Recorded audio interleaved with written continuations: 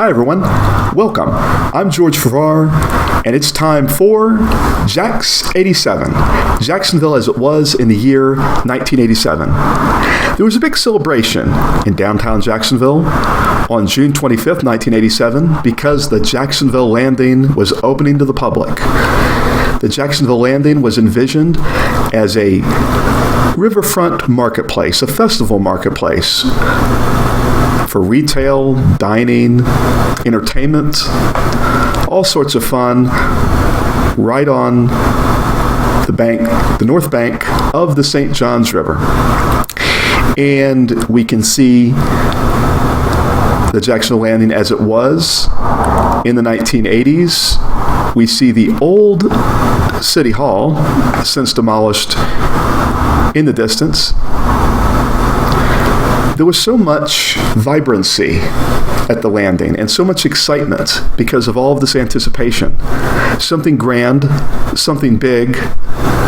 It captured a lot of people's imagination, and as a child I would witness at some point within the first couple weeks, quite vividly, the Jacksonville Landing, and for many years, I would walk along the river and enjoy what the landing had to offer. It was started out professionally managed by an organization called the Rouse Company.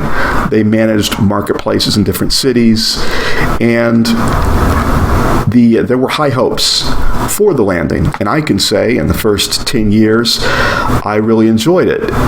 Here we see a typical Banana Republic clothing store. What you could imagine it looked like somewhat at the landing. I remember that store vividly, and really it captured my imagination. The Sharper Image. Now, the Sharper Image, you could have taken everything that was in the Sharper Image and said, "Here you go," and I would have been just satisfied back when I was a kid. I really was intrigued and really enjoyed my visits to the Sharper Image at the landing. Lots of different devices. You'd have that chair you could sit in. It would massage your back.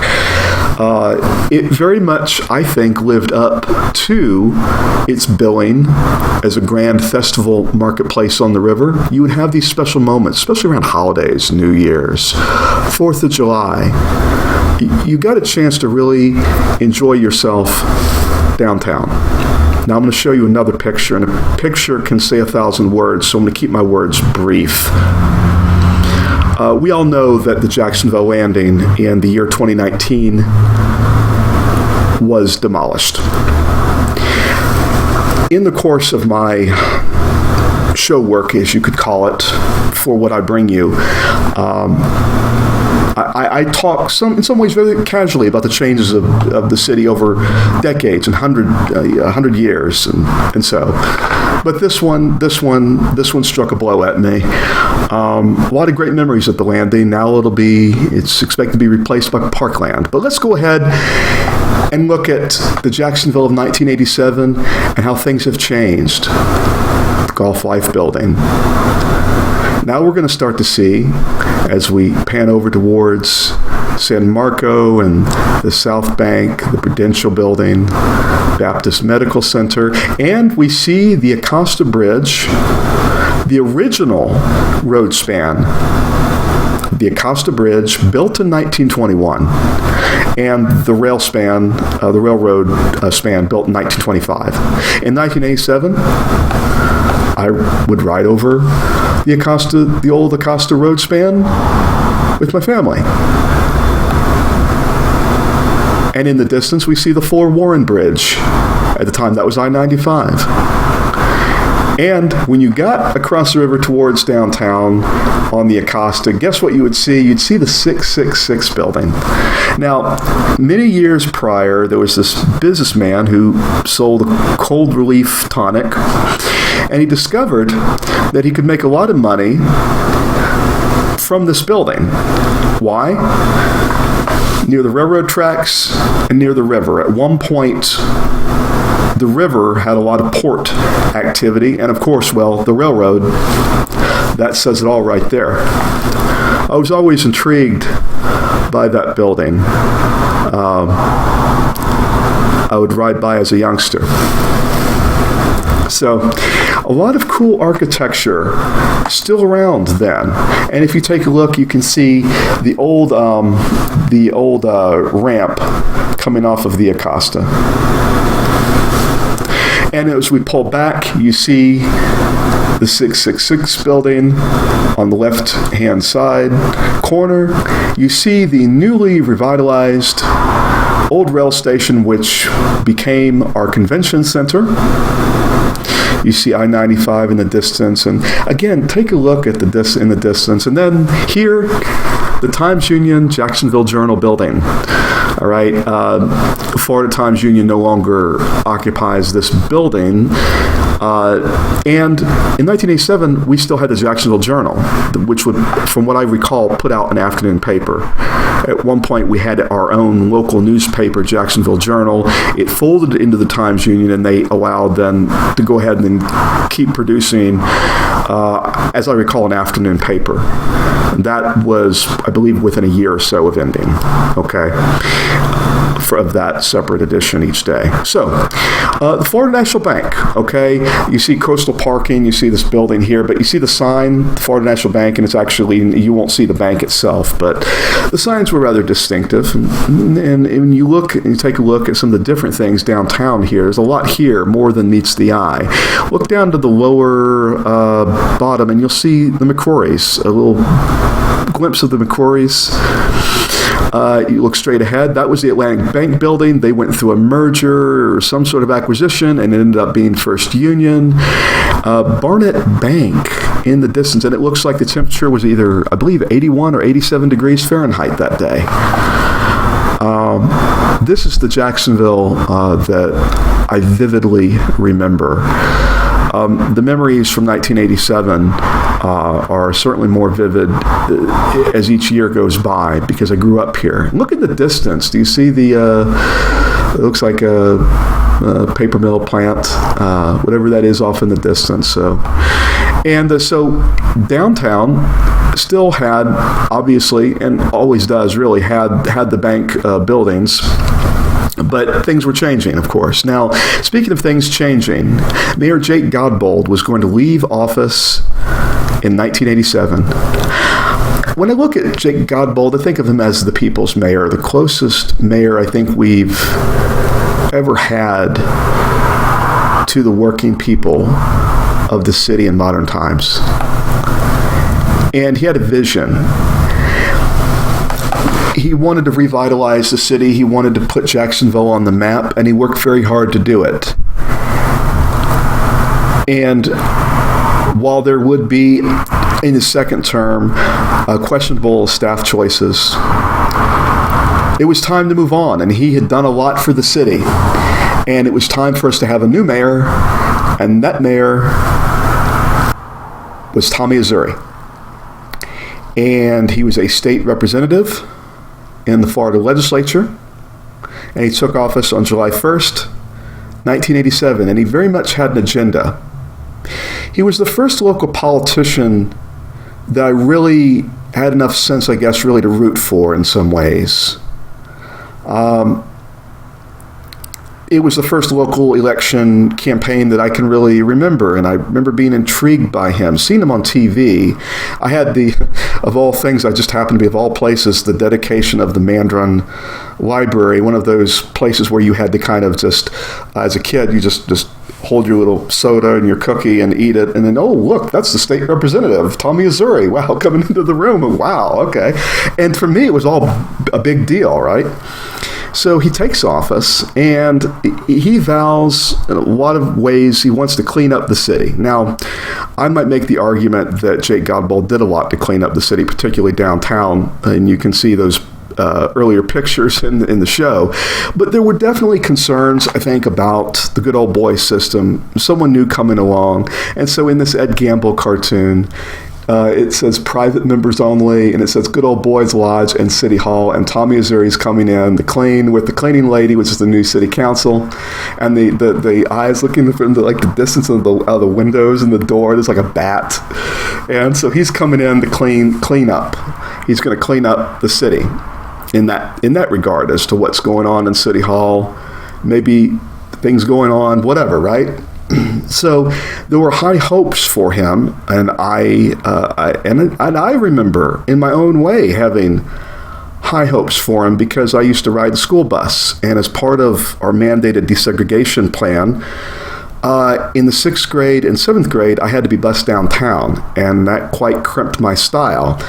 And it stressed out me, and it stressed out my parents, and I had to sit in these long lines of traffic in the morning, and those buses got hot, and it used to be humid, and you'd be the carbon monoxide and the whole 9 yards, and if you can imagine what it was like, and I'm sure many of you out there lived it quite vividly as commuters in the 1980s, possibly, and I learned the ways of commuting, at least if anything, as a rider on a school bus, going from the suburb of Mandarin off of Dimsdale Road, off of Hartley and Old St. Augustine, transferring buses at Crown Point Elementary to take the bus downtown to R.V. Daniels and Matthew Gilbert. And Hazouri was on to the toll thing, and he really was going to be aggressive, and we'll talk about that next year, JAX 88, about that. And he wanted to clean up the city, particularly, of course, though, the pollution. So the pollution was a big problem, and I remember I talked about that with you in JAX 85. And I think, if I recall correctly, that the city was facing fines. Certain fines were being levied because there were certain pollution standards that were not being met, and they had to go through, and they had to really make the effort to take the stink out of the city. And it was a stink that I can remember. And it was something that was a real big push. So his big agenda items were tolls and the pollution, and working to get all of that resolved and to get things to where we had a better quality of life in the environment. And if there really, you could say there was a legacy with Azzurri, certainly that was the cornerstones of his legacy in regards to that. Now, he would also then have the responsibility, at least so far as whatever he was involved with as mayor, to get the Skyway up, though there was a French construction firm had already been selected. So we know, though, that Tommy Hazouri only serves the term. He later goes on to be on the school board, and then more recently incarnates himself on the city council. Elected. And I'll reserve further commentary about Hazouri. Let us look at people's accomplishments, right? So, also in law enforcement, Sheriff Dale Carson was replaced by, pictured here, Jim McMillan. So there was changes at the Jacksonville Sheriff's Office. Dale Carson had been a longtime sheriff. Changes in Tallahassee. Governor Graham became Senator Graham, United States Senator Graham. He was promoted by the people of Florida, essentially, elected to one of the seats in the Senate for Florida. And I believe he was one of the politicians, I think, who really deserved it. And then here we have Republican Bob Martinez. Now, I was really intrigued by Bob Martinez. Now, he would only serve a term as governor of Florida. He was our first Hispanic governor, and I was really just intrigued. It was, I think, he kind of in some ways, and here we have Ronald Reagan, I started getting really interested at the time into Republicanism, and so that was how I started my approach to politics and things like that. Now, President Ronald Reagan visited Jacksonville in December 1987. Here he is giving a speech, and Ed Gamble couldn't resist making a remark about the superintendent, Herb Sang. Now, Herb Sang was a longtime school superintendent. This maybe is some ways you could see the writing on the wall. You see the school board to the right there. Oh, sit down, Herb. He's not talking about us.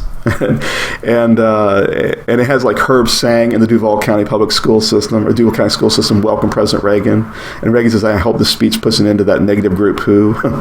So it looks like there's some animosity, and ultimately Herb Sang would no longer be school superintendent, be replaced in 1989. Now, speaking of the 1980s, I got to talk with you about Tom Petty. He performed in the Jacksonville Coliseum in 1987. Of course, I wasn't there. But his music in the 1980s, starting in the mid-80s, his music got on my radar. And then I heard he was from Gainesville. He had moved out. He later moved out to California, but he lived in Gainesville. And I loved, like, the music, Don't Come Around Here No More. Later on, I liked his work with the Traveling Wilburys.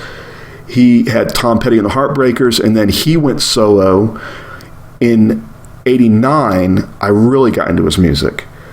There's something, I think, the stories and speaking from the soul and the speaking from the heart, there's something that I found in Tom Petty that was amazing. So the music, I got more into the music. Now, meanwhile, in Mandarin and suburbs, so I talked about Mandarin Feed last time, and how it was, I believe it was called at one point the Hayloft. It was an old ramshackle barn. I would help out a little bit there, and then by '87, they had torn it all down and built a Food Lion, and put in a Barnett Bank, and the Food Lion was kind of goofy. We tried to go there at one point, and it didn't work out. So back to Winn-Dixie, and they built where the Mandarin Feed store that my stepmother's father ran is now Bank of America. It used to be a Barnett Bank. So it was bulldozed. There was a Barnett Bank there. It later on became a Bank of America at the corner of Old St. Augustine Road and Hartley. And across the way, like across Hartley, was a Little Champ, and it just time was really moving very rapidly because Mandarin was growing so much. They were bulldozing so much and building a bank, a supermarket. They bulldozed all these pine trees and built something called Cooper's Hulks Apartments, and I would be fascinated looking on the bus, looking over at it. My father worked at WJXT Channel 4 as a broadcast engineer, and he got a chance. He talked about driving the satellite truck, and he would talk about how people would be driving. He'd be driving a satellite truck down the interstate, and people would be slowing down and paralleling them to look at it because the satellite truck was very much a novelty. And I don't know. By 1987, my father and my stepmother and I was growing up. There was a lot going on, okay? And here, hey, sometimes be told, hey, go get the phone book, right? This is a 1987 phone book. And this is around the time 911 was actually like, okay, if you need emergency help, you have to dial 911. And they had this big campaign and all of that. And of course, here you see all the law enforcement fire truck vehicles out. This probably is maybe around Metropolitan Park or something.